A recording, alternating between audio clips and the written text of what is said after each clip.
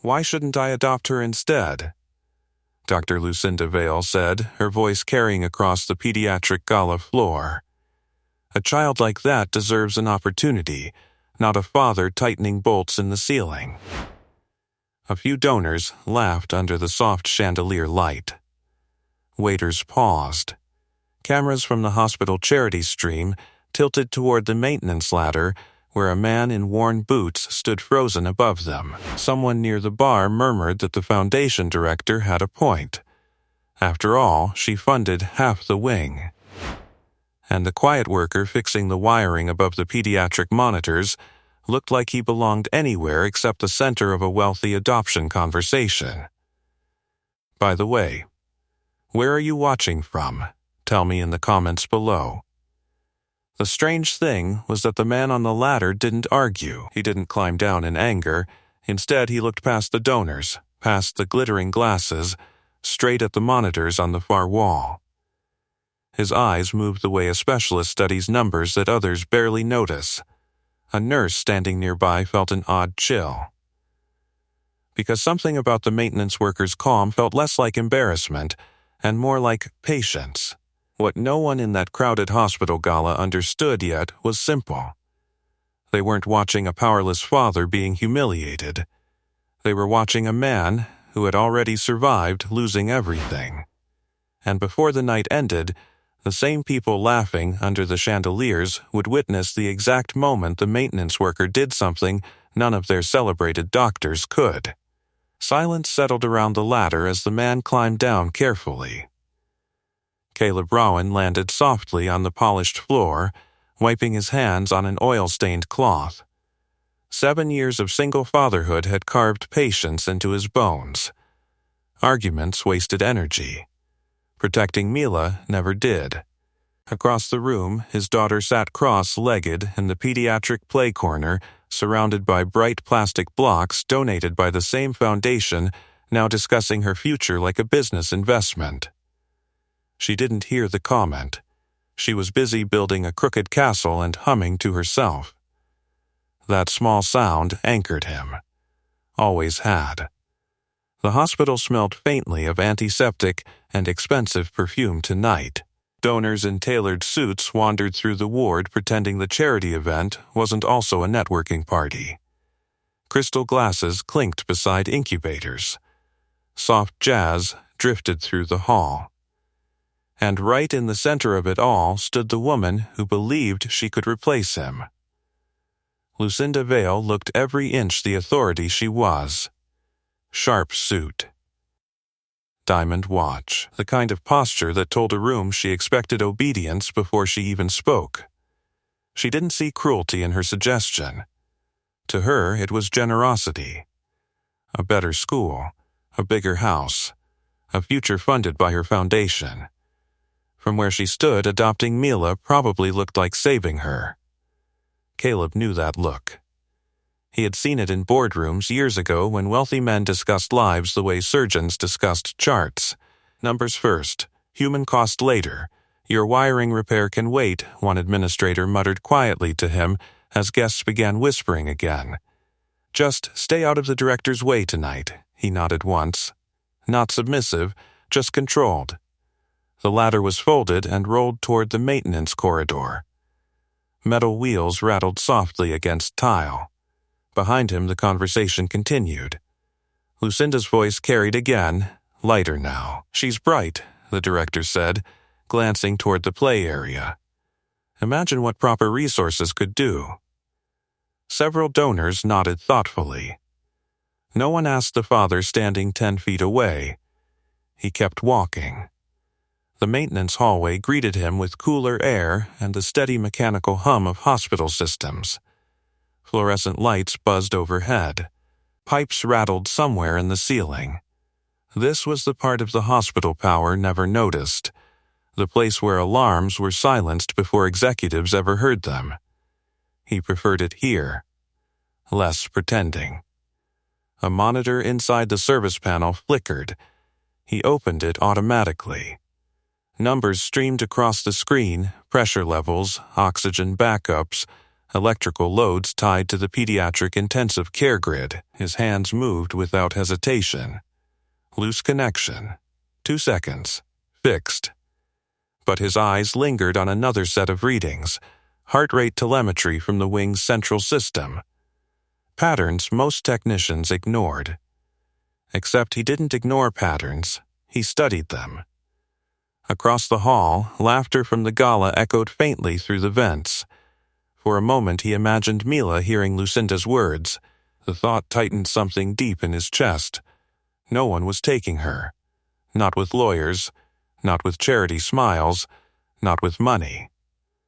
He closed the panel slowly.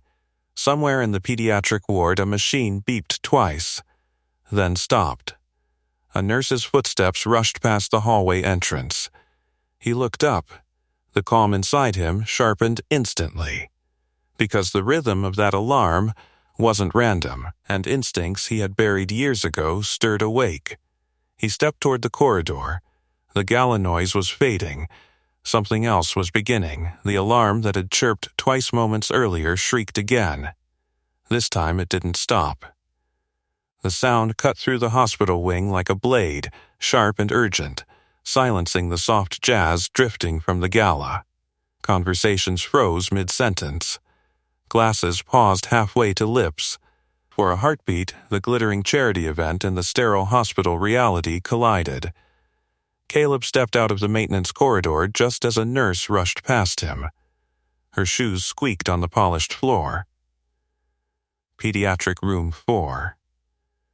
She shouted toward the nurse's station. "Get Dr. Soria, now." Donors glanced around uneasily as hospital staff suddenly moved with the speed of people who understood exactly what that alarm meant. Across the room, Mila looked up from her block castle. "Daddy?" "I'm here," he called gently. She smiled and went back to stacking blocks, trusting him the way only a child can. But Caleb's eyes were already on the monitors lining the pediatric wall. Numbers streamed across them in jagged patterns. Too fast, too erratic. A pattern most people saw as chaos. He didn't. Years of instinct whispered quietly inside his mind. Irregular tachycardia, oxygen drop, neurological response lagging by 3 seconds. His jaw tightened. That wasn't a random collapse. That was a cascade. Staff burst into the hallway outside Room 4. Dr. Emmett Soria, the hospital's celebrated pediatric surgeon, rushed in while nurses prepared emergency trays. Donors stepped back, murmuring nervously. Someone whispered that the boy inside was Lucinda Vale's nephew. The powerful foundation director pushed through the crowd, her confident posture cracking for the first time. "Jordan?" she called. No one answered. Only the frantic rhythm of medical equipment. Caleb leaned against the maintenance cart near the corridor entrance, watching the monitors instead of the door. The numbers shifted again. His mind calculated without permission. Blood pressure collapse in under 90 seconds. Respiratory delay. Possible arterial blockage triggered by... No, that didn't make sense. Unless a nurse burst back into the hallway. "We can't stabilize him," she said breathlessly. Soria's voice echoed from inside the room. "Get cardiology down here, now." Lucinda grabbed the nurse's arm. "What's happening to him?" "We're working on it, ma'am." The nurse rushed away. Around them, the donors who had come for cocktails and charity suddenly found themselves pressed against the walls of a real hospital emergency. The smell of antiseptic grew stronger. Machines beeped wildly. Caleb's fingers rested lightly on the edge of the maintenance cart. He didn't move. But his gaze never left the monitor mounted above the hallway, because the rhythm there told a different story. The pattern repeated. Heart spike, oxygen drop, neurological delay, again. A cold certainty slid into place. Across the room, Lucinda noticed him standing calmly while everyone else rushed. Her eyes narrowed slightly. Perhaps she expected panic. Perhaps she expected anger after what she had said earlier.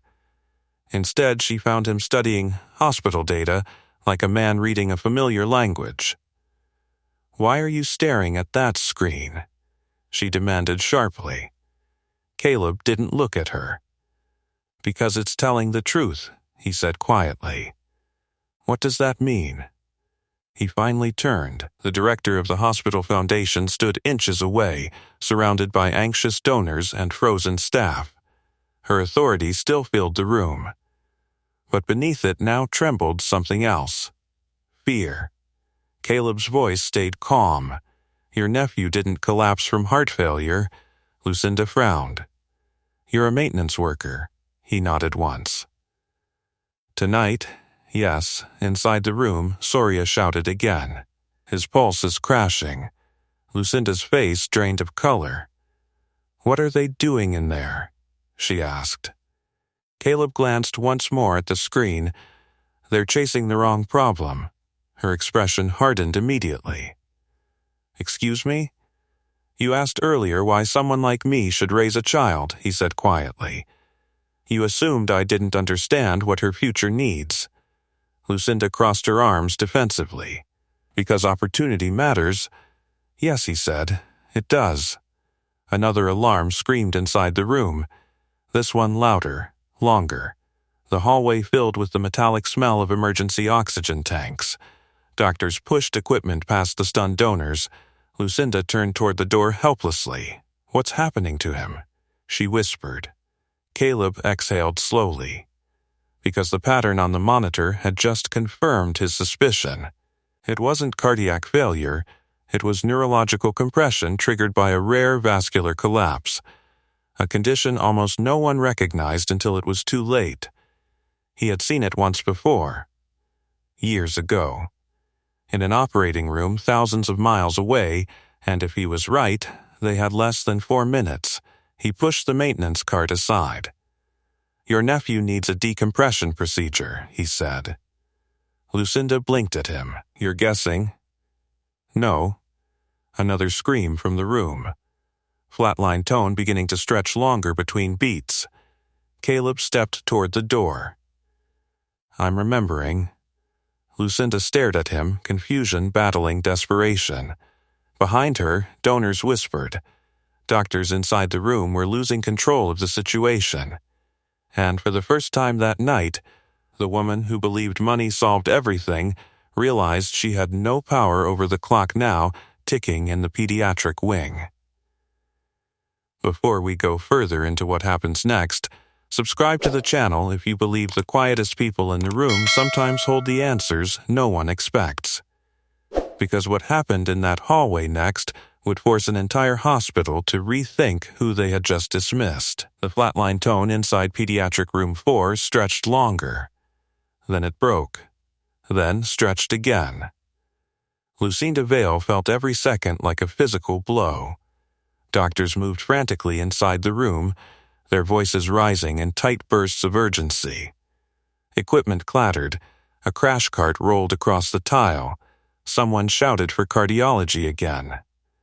But the rhythm of panic had replaced the rhythm of certainty. Caleb stood outside the doorway, still, watching. Another monitor beeped above the hall, flashing red warnings across the telemetry display. The pattern hadn't changed, which meant the doctors inside were still fighting the wrong battle. Lucinda turned toward him again, desperation sharpening her voice. "You said they're treating the wrong problem," she demanded. "Explain that." He didn't answer immediately, because through the open doorway he could now see Jordan Vale lying on the hospital bed. The boy's small chest rose in shallow, uneven breaths. Machines surrounded him. Doctors too. But none of them looked confident. Dr. Emmett Soria stood at the center of the chaos, sweat beading along his forehead while he examined test readings flashing across a tablet. Heart rhythm unstable, Soria muttered. Possible arrhythmia cascade. "No," Caleb said quietly. The word slipped out before he could stop it. Soria looked up sharply. Every head in the room turned toward the maintenance worker standing at the doorway. Lucinda stiffened beside him. The surgeon's eyes narrowed. "You're not staff," Soria said flatly. Caleb stepped closer to the threshold. "Neurological compression," he said calmly. The room went silent for half a second. Then a nurse shook her head. "There's no evidence of—" "There will be," he interrupted softly. Soria folded his arms. "You've been watching monitors from the hallway and now you're diagnosing a patient?" Caleb didn't react to the sarcasm. He kept his eyes on the boy. "Heart spike followed by oxygen delay," he said. 3-second neurological lag each cycle.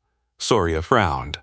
"That could still indicate an arterial collapse pressing against the vagus nerve," Caleb finished. The surgeon paused, only for a moment. But it was enough, because the monitors behind him beeped again. Spike, drop, delay. Exactly as Caleb had described. Lucinda saw Soria glance back at the screen, saw the flicker of doubt that crossed his face. "What is he talking about?" she demanded. Soria exhaled slowly. "It's unlikely, but possible?" she pressed. He hesitated. "Yes." Caleb leaned against the doorframe, voice steady. "If that pressure reaches the brainstem, the heart rhythm will collapse completely." The nurse beside the bed checked the monitor again. Pulse dropping. Soria snapped back into action. Prep for arterial imaging. 2 nurses rushed to comply. But Caleb shook his head slightly. "You don't have time for imaging." Soria's patient snapped. "And you know this because—" For the first time since the alarms began, Caleb looked directly at him. Because he had performed that exact procedure once before. In a military trauma tent where electricity flickered and helicopters roared overhead. But none of that belonged in this hallway tonight. "Not yet, because the collapse cycle is accelerating," he said instead. Another monitor screamed. The pulse reading dipped dangerously low. Lucinda gripped the back of a chair near the wall.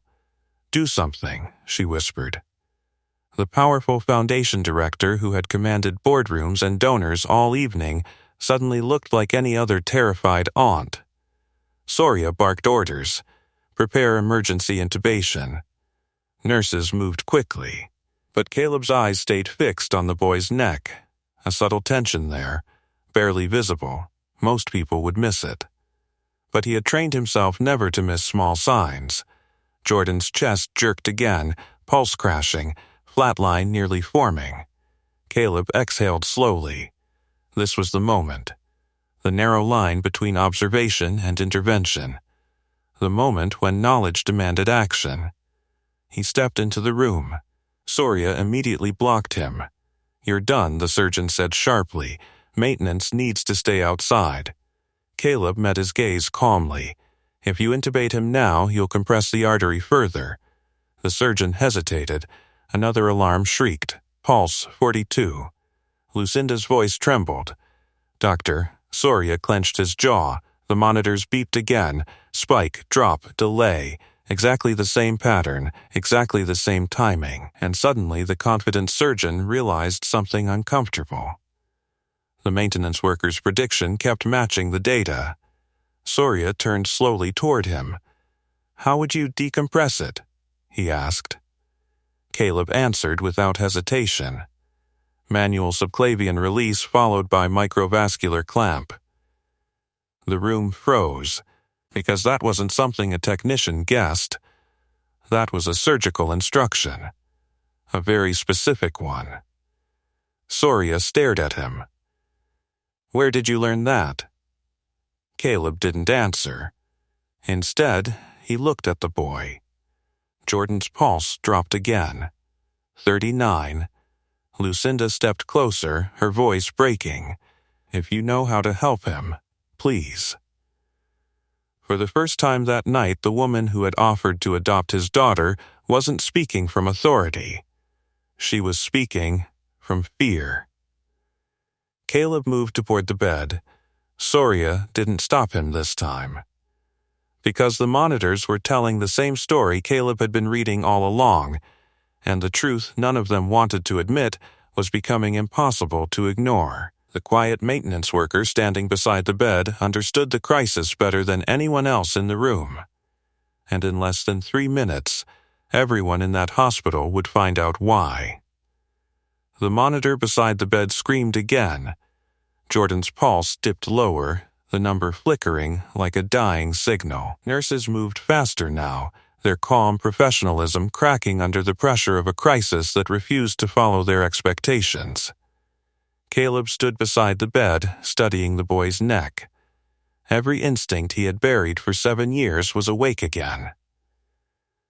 Soria watched him carefully, arms crossed but no longer blocking the path.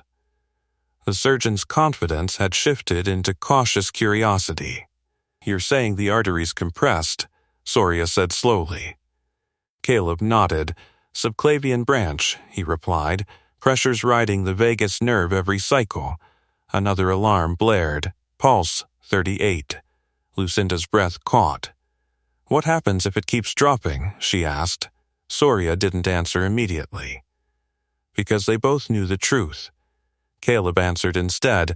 "Cardiac arrest," the word hung in the room like a weight. Lucinda's face paled. A moment ago, she had been discussing adoption strategies over champagne.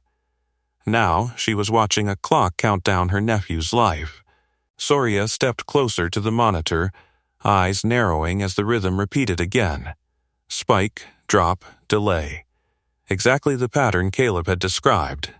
"How long?" Soria asked quietly. Caleb glanced at the boy's chest.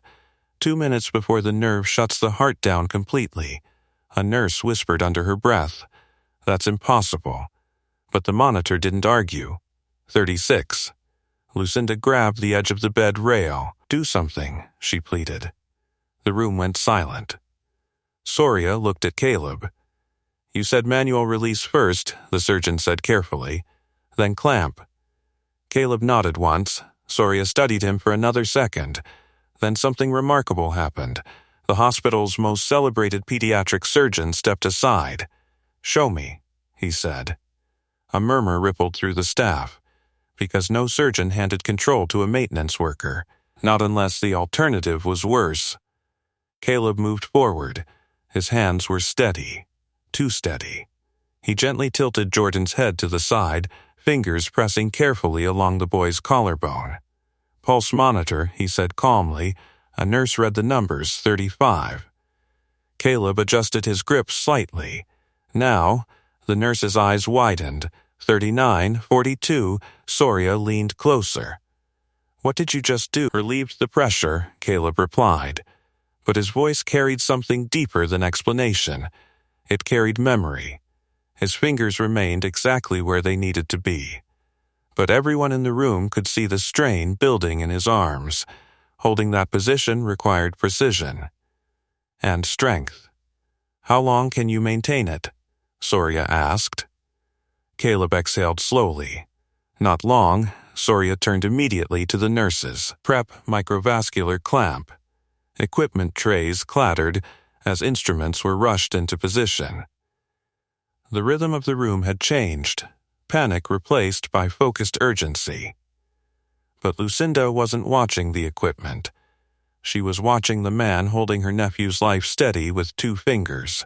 "You're not a maintenance worker," she said quietly. Caleb didn't look at her. "I fix things, that's not what this is." His hands never moved. "No," he agreed softly. Across the room, the monitor climbed again. 45, 48, stabilizing. The staff exchanged glances of disbelief. Soria leaned closer to the boy's shoulder, examining Caleb's hand placement. "You've done this before," the surgeon said. It wasn't a question. Caleb didn't answer. Instead, he spoke to the nurse beside him. "When the clamp goes in, pressure releases here first," he said.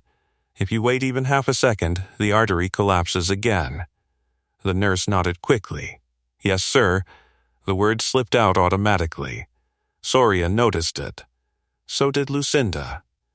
Because people didn't accidentally call technicians sir during surgery. Another tray arrived. Soria picked up the clamp, examining it under the bright surgical lights. "Everyone step back," he ordered. Donors watching from the hallway leaned forward anxiously. Word had already begun spreading through the gala crowd. Something extraordinary was happening inside the pediatric ward. Inside the room, Soria positioned himself beside Caleb. "On your count," the surgeon said. Caleb glanced at the monitor. Pulse, 50. Better, but still fragile. 3 seconds after release, he said. Soria nodded. The clamp hovered above the incision point. Lucinda held her breath. "Ready," Soria said. Caleb looked once more at the numbers flashing across the screen. Then he spoke calmly. 3, the room stilled. 2, the monitor beeped again. Now, Caleb lifted his fingers. Soria moved instantly. The clamp snapped into place. For half a second, the monitor flatlined. Lucinda gasped. Then, beep. Pulse, 52. Another beep. 58. The room exploded with relieved movement. Nurses checked readings. Oxygen stabilized.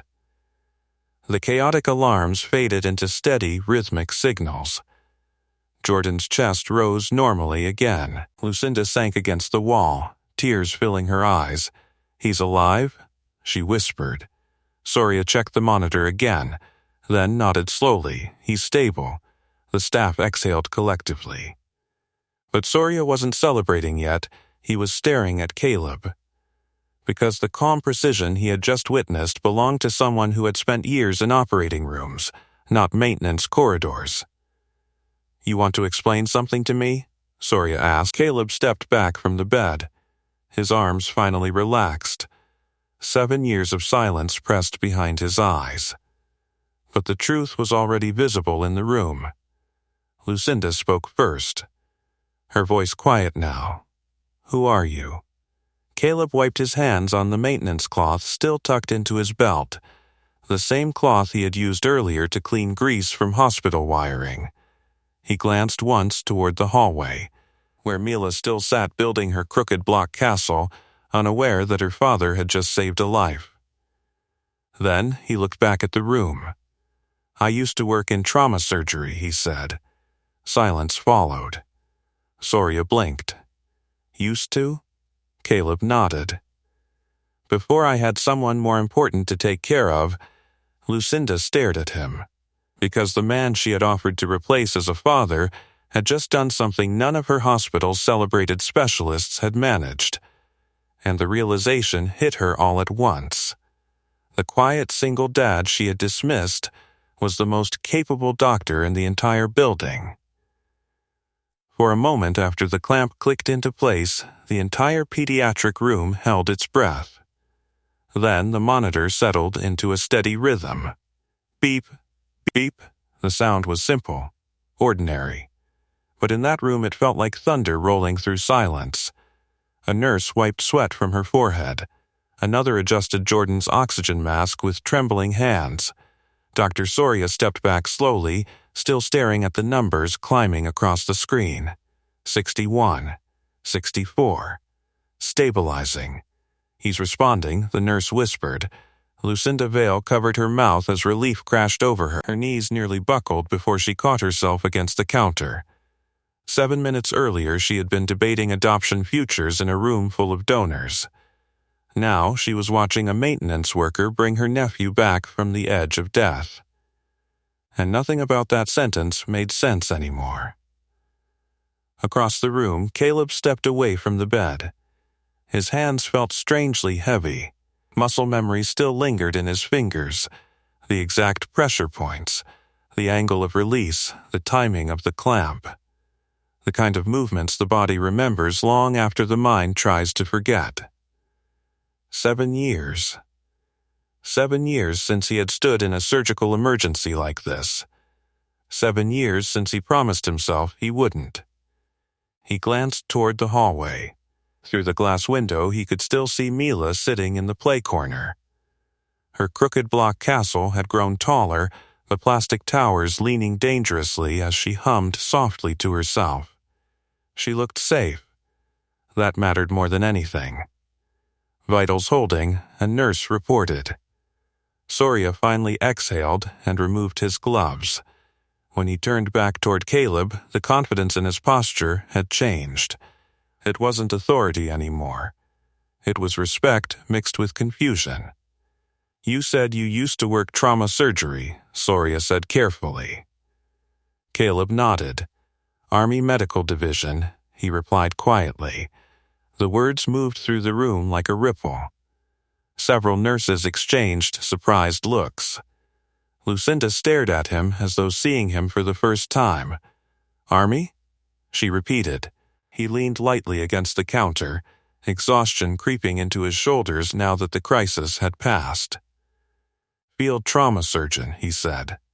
Soria blinked. "That procedure you just performed, that's not standard civilian training." "No," Caleb agreed. "It isn't." The surgeon folded his arms again, studying him with new interest. "How many years?" Caleb thought about it for a moment.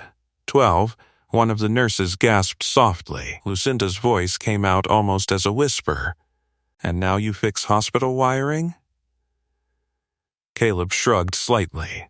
"Someone has to." The answer was so simple, it almost felt like a refusal to explain further. But Lucinda wasn't finished. She walked slowly toward him, the earlier authority in her stride replaced by uncertainty. "You saved my nephew," she said. He nodded once. "Yes. And you've been working here? In maintenance?" "Yes." Lucinda glanced toward the hallway where donors still gathered nervously, whispering about what had happened. Some were already filming quietly with their phones. Word traveled fast in rooms full of wealthy people. She looked back at him. Why? The question carried layers. Why hide? Why leave medicine? Why raise a child alone in a job that barely paid enough to survive? Caleb didn't answer immediately. Instead, his eyes drifted toward the pediatric play area again. Mila had knocked over one side of her block castle and was laughing softly as she rebuilt it. "Because priorities change," he said finally. Lucinda followed his gaze. For the first time that night, she truly looked at the child, the same child she had discussed adopting earlier, the same child whose father she had publicly judged. The realization landed heavily. "You left surgery for her," she said quietly. He nodded. "My wife died in an operating room," he said. The words were simple. But the room went silent again. Soria lowered his eyes slightly. Lucinda felt a knot form in her chest, and after that, she said carefully. Caleb finished the thought. "I wasn't interested in hospitals anymore." Another monitor beeped steadily beside Jordan's bed. Alive. Lucinda looked back at the boy. Then at the man who had saved him. The same man she had humiliated in front of donors. Her voice softened. "I didn't know." Caleb shrugged. "You didn't ask." That line landed harder than anything else spoken that night. Outside the room, more hospital staff were gathering. Word had spread through the building now. Maintenance worker saves board director's nephew. The story sounded unbelievable, yet the steady monitor behind them told the truth. Lucinda turned toward the door slowly. Her foundation board members were waiting in the hallway. Donors, too. All the same people who had heard her suggest Mila deserved a better father. She suddenly understood something uncomfortable. Every one of them had witnessed the first half of the story. Now they were about to witness the second. Before we continue, if stories like this remind you that real strength often hides in the quietest people, subscribe to the channel and stay with us. Because the moment waiting outside that hospital room was about to change everything those donors believed about power.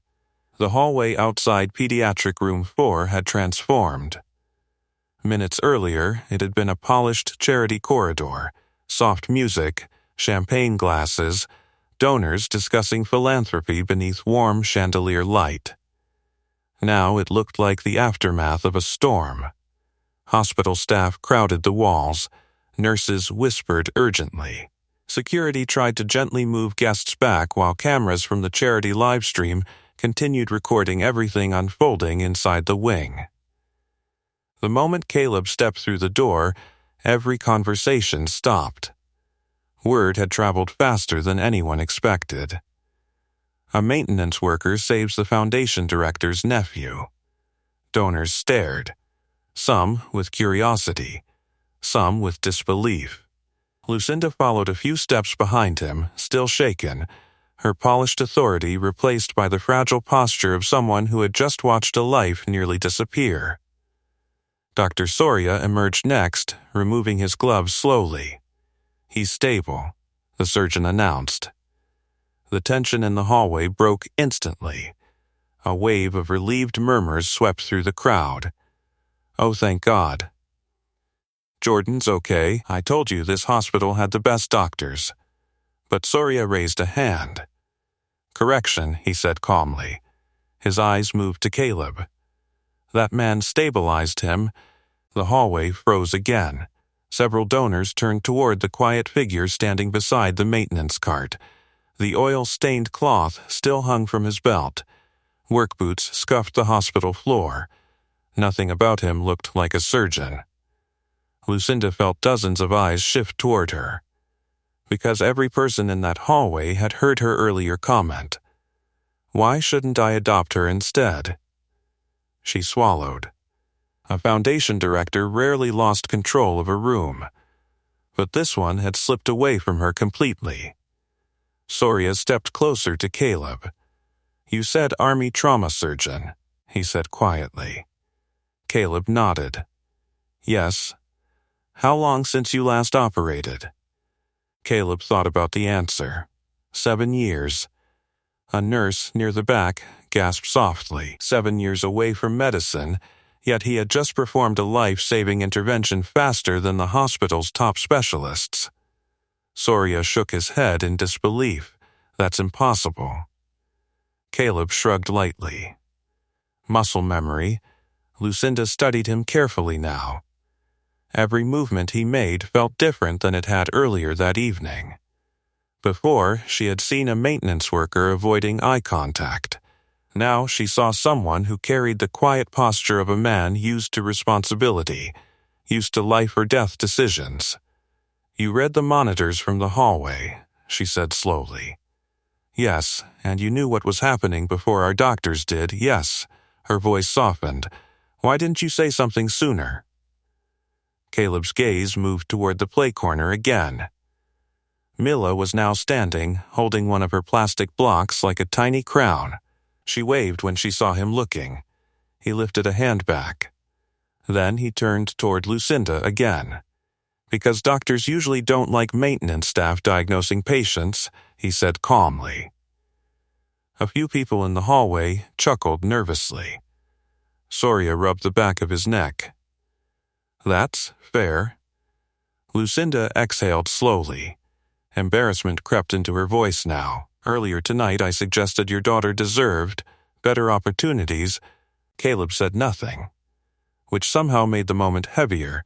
"I thought you were just surviving," she continued. "I am," he said. Lucinda frowned. "That's not what I meant. I know." The hallway fell quiet again, because survival suddenly looked very different when the man doing it had once been saving lives in combat hospitals. Soria crossed his arms thoughtfully. "You ever consider coming back to surgery?" he asked. Caleb didn't hesitate. "No. Why?" Caleb looked again at Mila. She had returned to rebuilding her block castle. One of the towers leaned crookedly, but she kept working patiently. Because that's what kids did.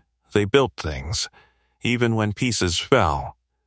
She needed a father more than the world needed another surgeon, he said simply. Lucinda felt something tighten painfully in her chest because she remembered exactly what she had said earlier. A child like that deserves opportunity. The words now sounded arrogant in her own memory. And cruel. She stepped closer. "Caleb," she said quietly. It was the first time she had used his name. He looked at her. "I owe you an apology." He waited. Lucinda took a breath. "I judged you tonight," she said, publicly. "Without knowing anything about your life, The donors around them listened carefully. No one interrupted, because the balance of power in that hallway had shifted completely. Caleb studied her for a moment. Then he shrugged slightly. "You were worried about a kid," he said. "Yes, same here." Lucinda's voice softened. "You didn't even hesitate to save him." Caleb glanced toward the pediatric room door. The steady beep of the monitor still echoed faintly inside. "No parent should lose a child," he said quietly. The sentence landed with quiet gravity. Because suddenly, everyone understood something important. This man hadn't saved Jordan because of forgiveness, or because of pride. He had saved him because he understood exactly what losing a child meant. Lucinda lowered her gaze briefly, then she looked up again. "I was wrong about you." Caleb shook his head gently. "You were wrong about maintenance workers," he corrected. Several nurses smiled at that. Lucinda almost did too. Then the doors behind them opened again. Another doctor stepped into the hallway with fresh reports. "Jordan's fully stabilized," he announced. Applause broke out among the donors. But many of them weren't looking at the doctors anymore. They were looking at the quiet single father standing beside a maintenance cart. Because they had just witnessed something extraordinary, and the story of the night was only beginning to spread. The applause faded slowly, but the attention in the hallway didn't. If anything, it grew heavier. Dozens of eyes followed the quiet single dad standing beside the maintenance cart. Some of the donors who had laughed earlier now shifted uncomfortably. Others whispered behind raised glasses, trying to piece together the story spreading through the pediatric wing. The maintenance worker saves the board director's nephew. Army trauma surgeon. 7 years away from medicine. The story sounded impossible, but the steady beep from the hospital room behind them kept confirming it. Caleb didn't seem interested in the attention. He pushed the maintenance cart toward the service hallway again, the small metal wheels rattling across the tile. The motion looked so ordinary that several donors blinked in confusion. The man who had just stabilized a life-threatening vascular collapse was returning to fix electrical panels.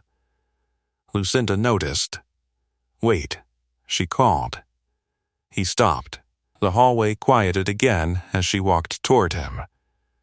Earlier that night she had crossed the room with the confidence of someone used to commanding attention. Now her steps felt slower, more careful, because the power dynamic between them had shifted in ways she didn't fully understand yet. "You're going back to work?" she asked. Caleb nodded once. "Something wrong with the backup line in pediatric telemetry," he said. Soria blinked. "You just performed an emergency intervention." Caleb shrugged. "Didn't finish my shift." A few nurses exchanged amused glances. Lucinda studied him again. 7 years of quiet responsibility showed in the lines around his eyes. The posture of someone who had learned to carry heavy things without complaining. "You're serious," she said. "Yes." The simplicity of his answer unsettled her more than anything else tonight, because people who saved lives usually expected recognition, praise, maybe even applause. This man just wanted to fix a wire. Lucinda followed his gaze down the hallway. Mila was still building her crooked block castle, now adding a plastic dinosaur guard beside the tallest tower. She looked up again and waved. "Daddy." Her voice carried easily across the wing. Caleb smiled faintly. "I'll be right there," he called. Then he turned back toward Lucinda. "She gets nervous in hospitals if I disappear too long." Lucinda felt a small ache in her chest, because suddenly she understood something she had missed earlier. The quiet patience. The maintenance job. The way he never left the pediatric wing during his shifts. He hadn't chosen this job because it was easy. He had chosen it because it kept him close to his daughter. Soria stepped closer, curiosity still written across his face. "You really walked away from surgery?" the doctor asked. Yes. Just like that? Caleb thought about the question. It wasn't just like that. The hallway waited. Even the donors stopped whispering. My wife died during a complicated procedure, he said quietly. Post-operative hemorrhage we couldn't stop. Lucinda's shoulders lowered slightly. I'm sorry, she said. He nodded once. She was a surgeon, too. The revelation surprised several nurses. Surya tilted his head. You both worked trauma? Yes, the surgeon considered that for a moment. That must have been intense. Caleb smiled faintly. It was. Lucinda looked toward Mila again, and after that? I had a 6-month-old daughter, he said. The explanation was simple, but it carried the weight of an entire life decision. The donors listening nearby shifted again, their earlier assumptions dissolving piece by piece. Because suddenly the quiet maintenance worker wasn't a man who lacked opportunity. He was a man who had sacrificed it. Lucinda spoke carefully now. I said earlier that your daughter deserved more opportunity. Caleb didn't answer, so she continued. I assumed you couldn't provide it. He looked at her calmly. She's healthy, he said. Lucinda nodded. Yes, she's safe. Yes, she laughs every day. Lucinda's voice softened. Yes, Caleb shrugged lightly. That sounds like opportunity to me. The sentence hung in the hallway like a quiet verdict. Several nurses smiled. Surya looked down thoughtfully, and Lucinda felt the weight of her earlier arrogance settle fully on her shoulders. Because she suddenly realized something uncomfortable. She had measured fatherhood with money, while the man standing in front of her had measured it with presence. Behind them, the pediatric room door opened again.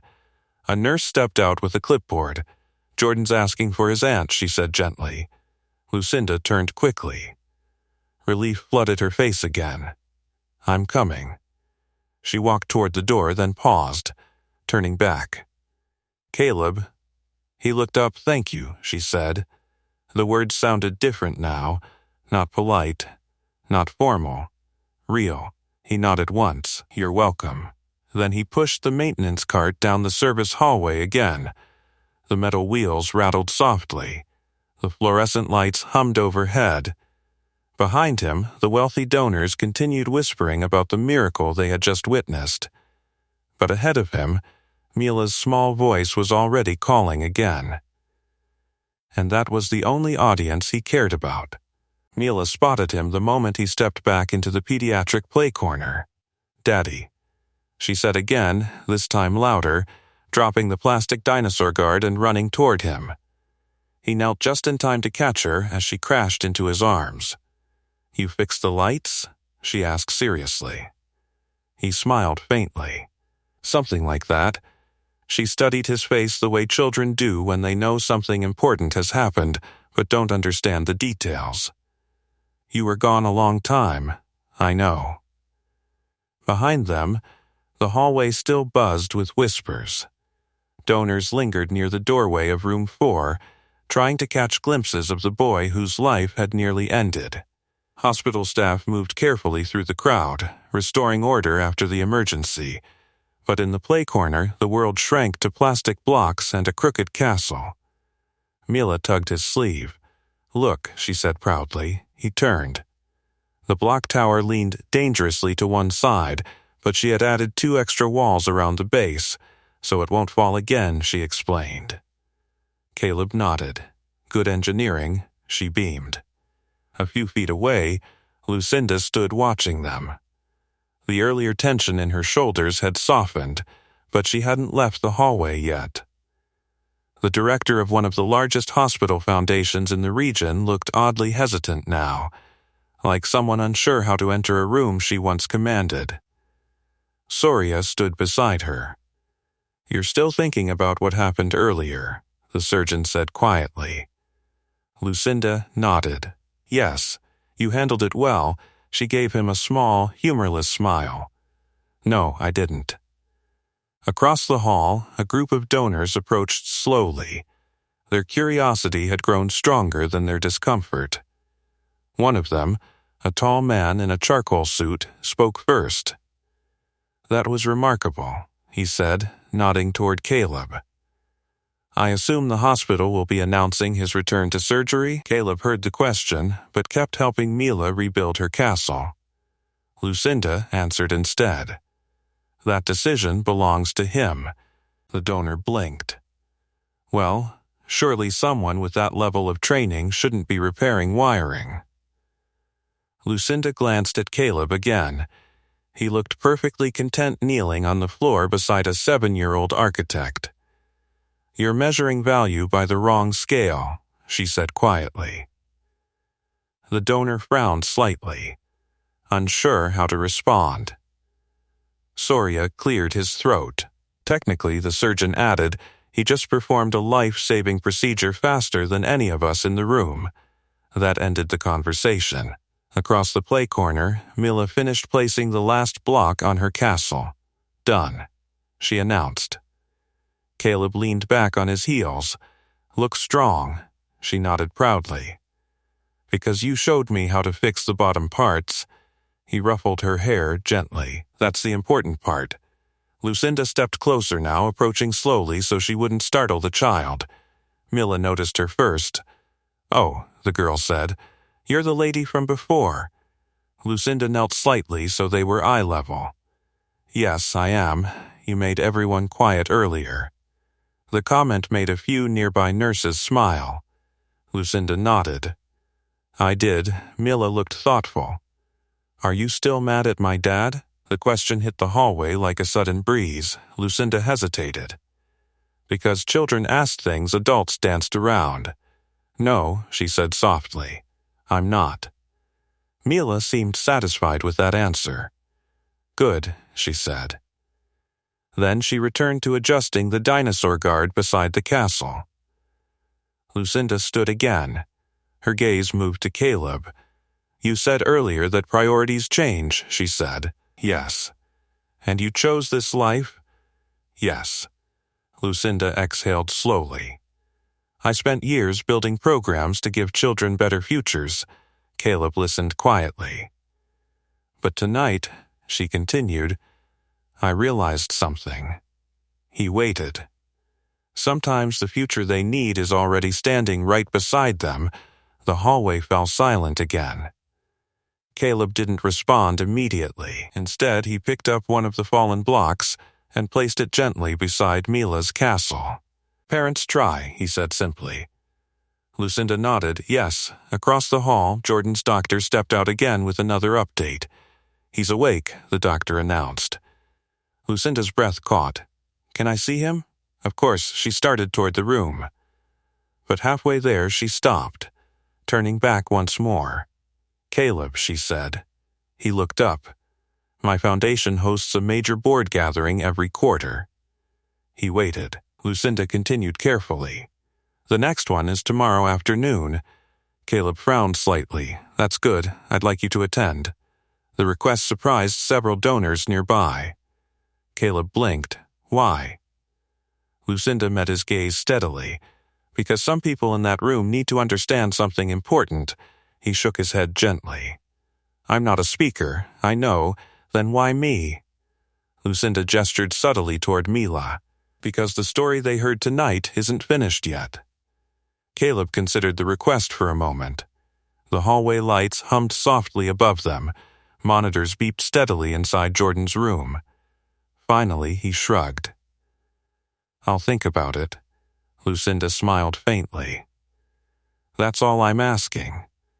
Before the story continues, make sure you're subscribed so you don't miss the moment when the same donors who judged his father face the truth tomorrow, because the quiet maintenance worker who saved a life tonight was about to walk into a room full of powerful people who still believed they understood what success looked like.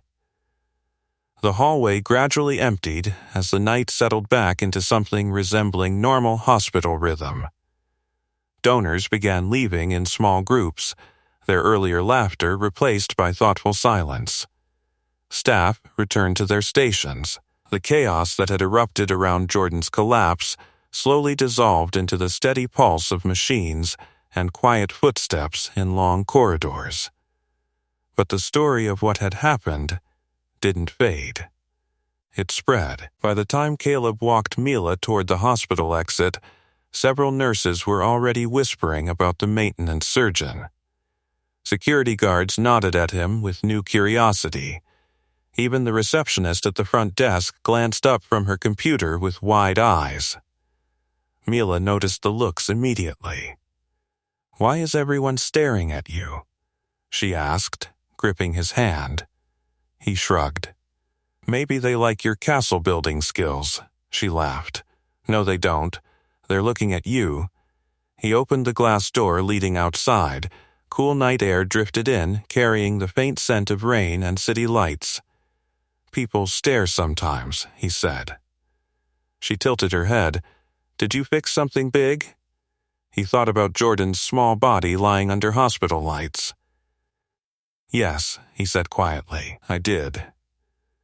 Outside, the hospital parking lot glowed beneath tall lamps. The charity event cars had mostly left, sleek black sedans and luxury SUVs disappearing into the city hours earlier. Caleb's old pickup truck sat alone near the edge of the lot. Mila climbed into the passenger seat while he tossed the maintenance bag into the back. But before he closed the door, a familiar voice called out behind him, "Wait." Lucinda crossed the parking lot quickly, coat pulled around her shoulders against the cool wind. For a moment, the powerful director of a multi-million-dollar foundation looked less like a leader and more like someone chasing an unfinished thought. He leaned against the truck door. "Everything okay with your nephew?" he asked. She nodded. "He's sleeping." Relief softened her face again. "Doctors say he'll make a full recovery." "Good." Lucinda studied him carefully. "You're leaving already?" "My shift ended an hour ago. And tomorrow?" He raised an eyebrow. "Tomorrow what?" "The board gathering," she said. Caleb sighed lightly. He had been hoping the conversation would end inside the hospital. Lucinda read the hesitation immediately.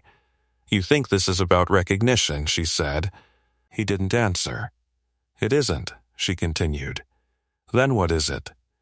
Lucinda gestured toward the hospital building behind them. "Those donors inside believe they understand hardship," she said. "They write checks to solve it."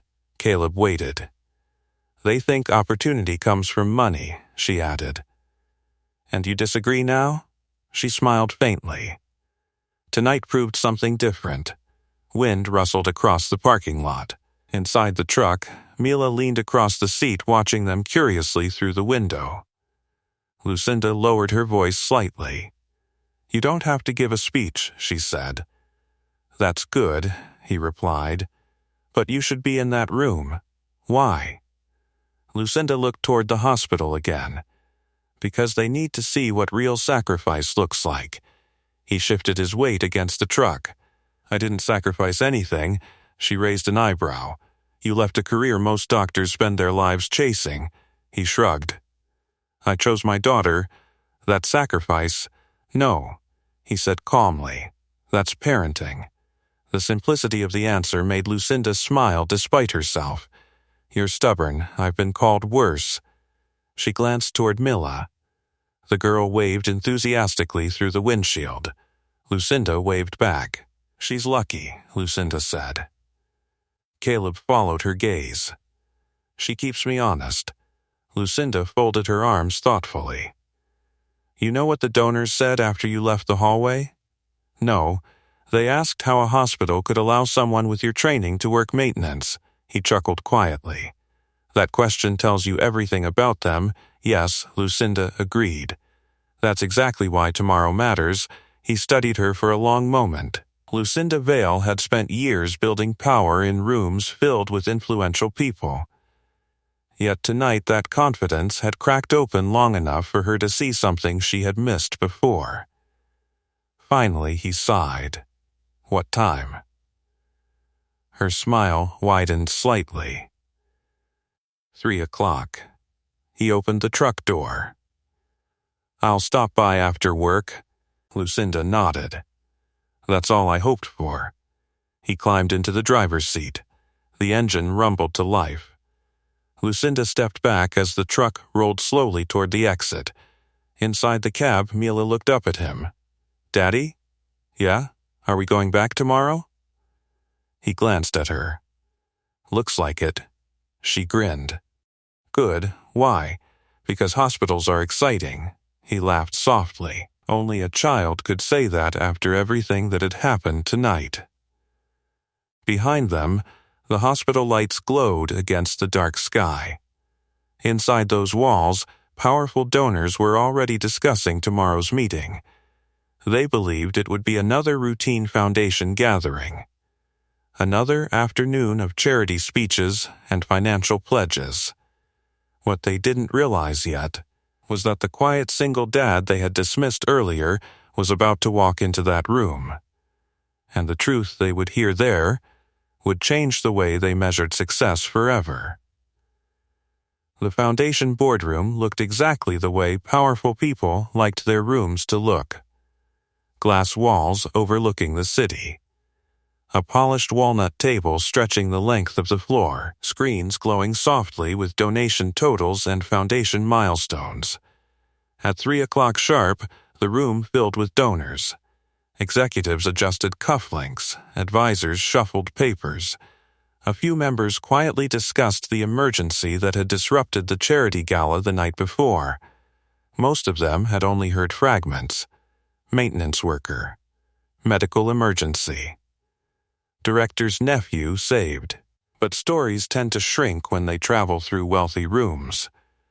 By the time the whispers reached the board table, the details had blurred into something far less remarkable. Apparently, the staff handled it well, one board member said. Lucinda Vale sat at the head of the table, listening quietly. She didn't correct them yet. Because the door at the far end of the room had just opened. Caleb stepped inside. Work boots. Maintenance uniform. The same oil-stained cloth tucked into his pocket. The board members glanced up briefly, expecting a technician fixing equipment before the meeting began. One of them even gestured toward the ceiling lights. Those flicker sometimes, the man said casually. Lucinda spoke before Caleb could answer. He's not here for maintenance. That got their attention. The room shifted slightly. Chairs creaked. Eyes moved from Lucinda to the quiet father standing beside the doorway. This is Caleb, Lucinda said calmly. No last name, no introduction yet, just a name. Several donors frowned in confusion. Who exactly is Caleb? Another board member asked. Lucinda leaned back slightly in her chair. He's the man who saved my nephew's life last night. Silence filled the boardroom. Someone cleared their throat. A few members exchanged skeptical looks. You mean one of the doctors, a donor corrected. Lucinda shook her head. No. Her voice remained steady. He works maintenance in the pediatric wing. That statement landed like a stone in water. Ripples of disbelief moved through the room. That's not possible, one executive said. Another leaned forward. Are we sure about that? Lucinda gestured toward the empty chair beside her. Why don't we ask him? Caleb walked slowly toward the table. Every polished shoe in the room watched his boots cross the expensive floor. The contrast was impossible to ignore. He stopped beside the chair but didn't sit. Morning, he said calmly. A few board members blinked. It was afternoon. But no one corrected him. Lucinda folded her hands on the table. Would you mind explaining what happened in the pediatric wing? Caleb shrugged lightly. Kid collapsed.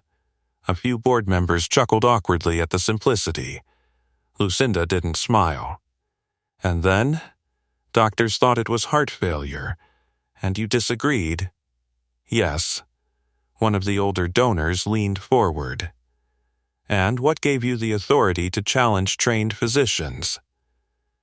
Caleb met his gaze calmly. Experience. The man frowned. What experience? The room waited. Lucinda didn't interrupt, because this moment mattered more than any speech she could give. Caleb rested his hands lightly on the back of the chair. "Army trauma surgeon," he said. The words settled across the room slowly. Several board members straightened in their seats. One executive blinked twice. "How long?" someone asked. 12 years. A murmur moved around the table. Another donor leaned back in disbelief. "And you're currently working maintenance?" "Yes."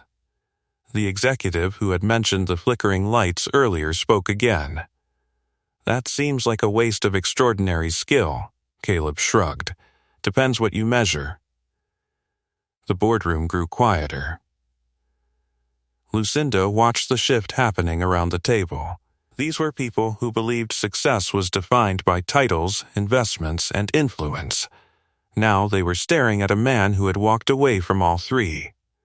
One donor spoke carefully. "If you had that level of training, why leave?" Caleb glanced toward the window overlooking the city. "My wife died in surgery," he said. The room stilled.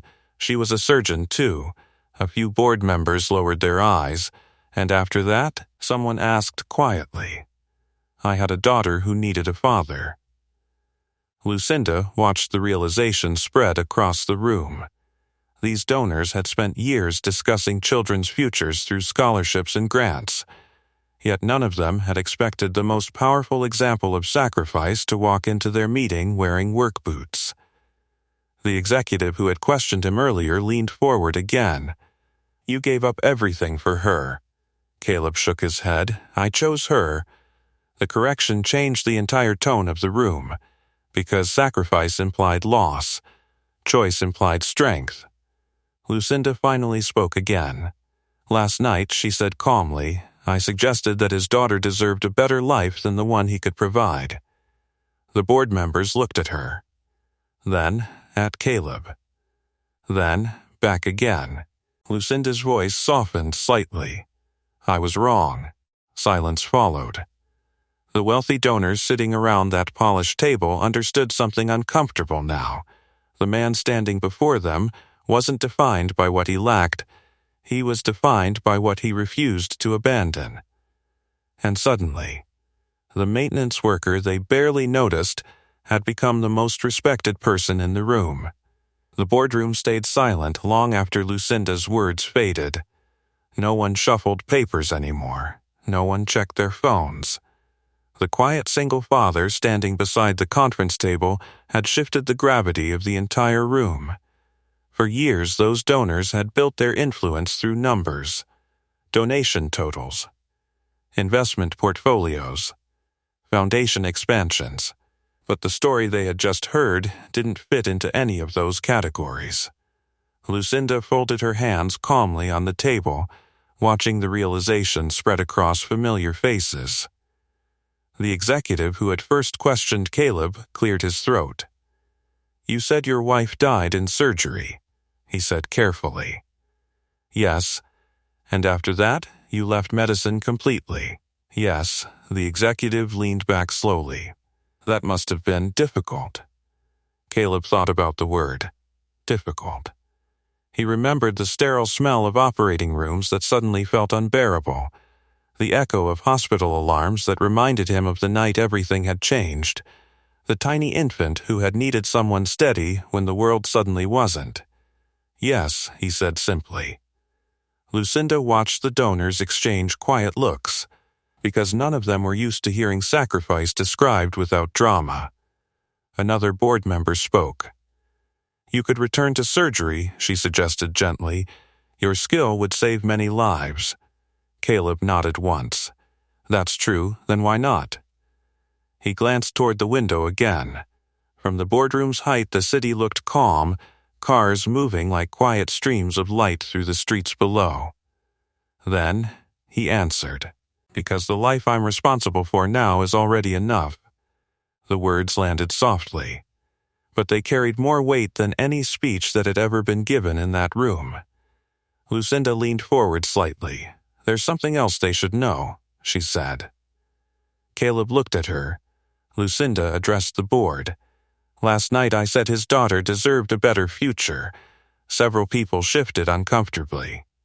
Lucinda continued calmly. I believed opportunity meant wealth, connections, private education. Her voice softened. But watching him save Jordan and then walk straight back to his child changed that perspective. She turned toward Caleb.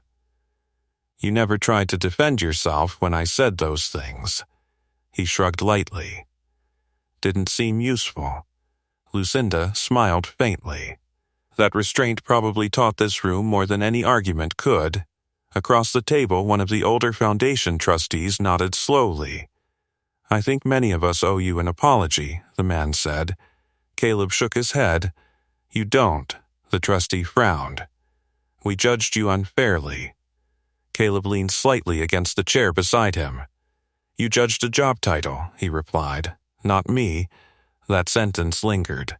Because everyone in the room knew exactly how often they made that mistake. Lucinda studied him thoughtfully. There's one more thing, she said. The room turned back toward her. My foundation exists to help children who need stability and opportunity. Several board members nodded automatically. Lucinda gestured toward Caleb. But what we witnessed last night proves something important.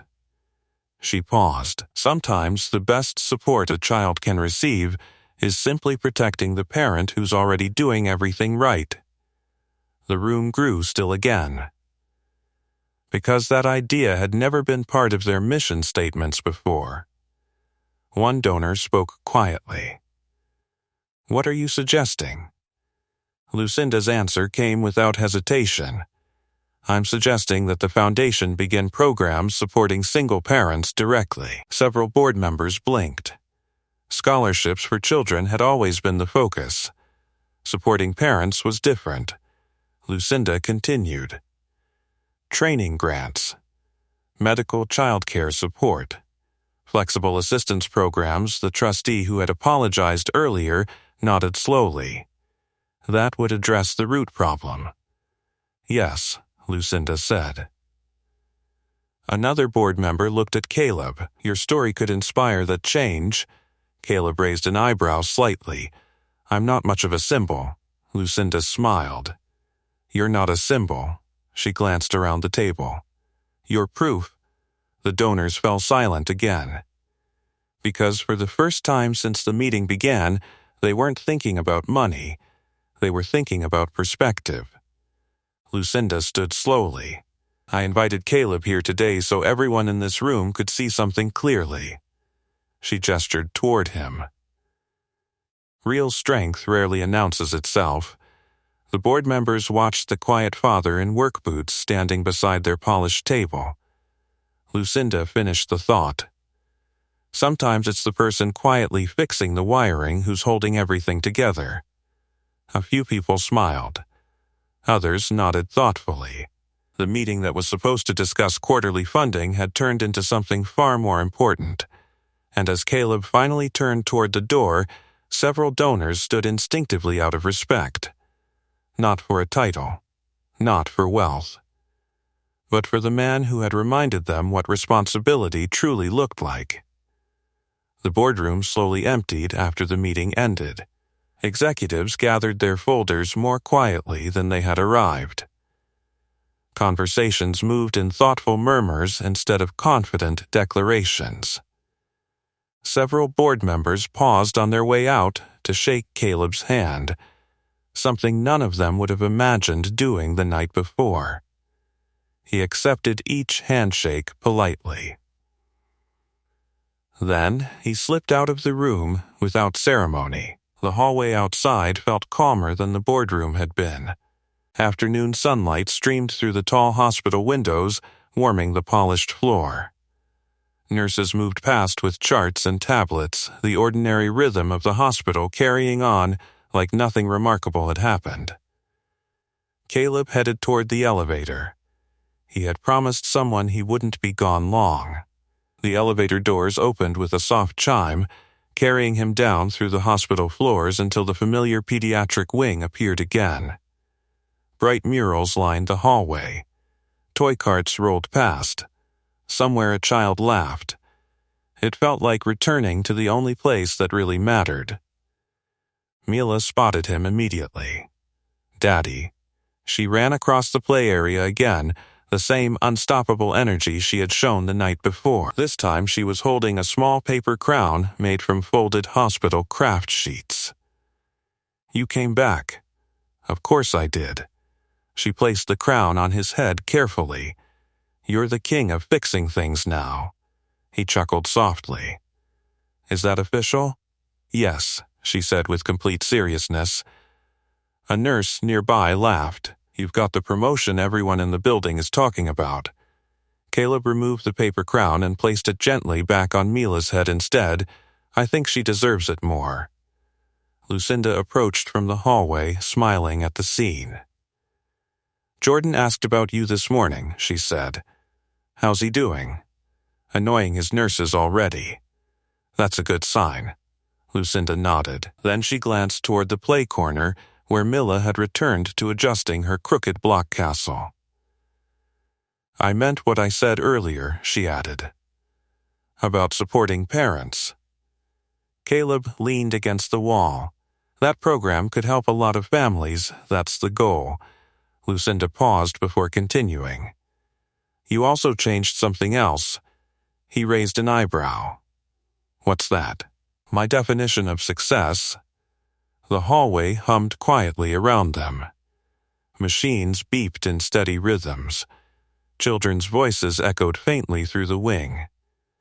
Lucinda gestured toward Mila. I spent years thinking success meant building bigger programs. She looked back at him. But sometimes success is simply showing up every day for the person who needs you most. Caleb followed her gaze. Mila had finished rebuilding her castle. This time it stood straighter, stronger. She waved again. Daddy. Look, he smiled. Looks perfect, Lucinda exhaled softly. I'm glad she has you. So am I. They stood there for a moment longer, watching the small world that mattered most. Then Caleb pushed away from the wall and walked toward the play corner again. Mila grabbed his hand immediately. Come help me build the dragon tower, she said. He knelt beside her. Plastic blocks clicked together. A dinosaur guard returned to its post, and the quiet single dad who had once saved lives in distant operating rooms returned to the role that mattered far more to him now. Because titles fade, careers change. But the moments we show up for the people who love us, those are the ones that build the strongest foundations of all. If you've got another story title you want us to tackle next, tell me. Subscribe and don't miss our next story. The janitor they ignored locked the school doors, then the police discovered why. Trust me, you'll feel it. And tell me in the comments, what injustice should we tackle next?